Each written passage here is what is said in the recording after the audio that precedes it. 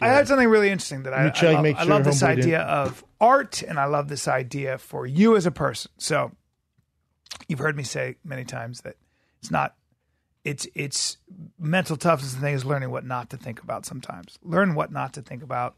Don't worry about what to think about. Sometimes when you take out the things you shouldn't think about, the important things will find their way in. But there's a great metaphor for art and for who you could be as a person. There's a book by Irving Stone called The Agony and the Ecstasy. And it's a classic book, and it's written about the life and times of Michelangelo, the great artist who painted the Sistine Chapel. And he is considered one of the greatest artists of all time and one of the great figures of all time.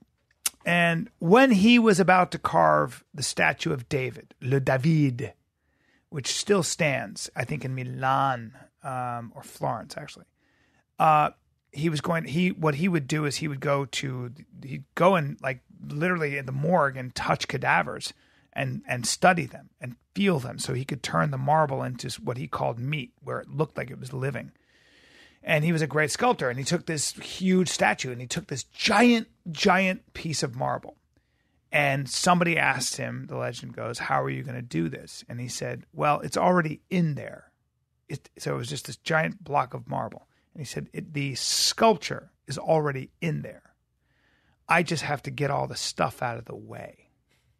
And it's a great way of looking at art or even yourself. You're the perfect you is already exists.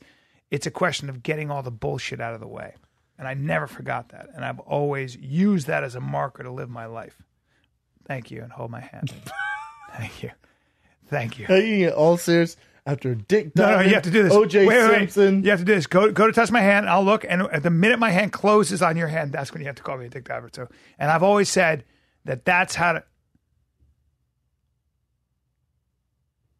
Dick Diver. Ah!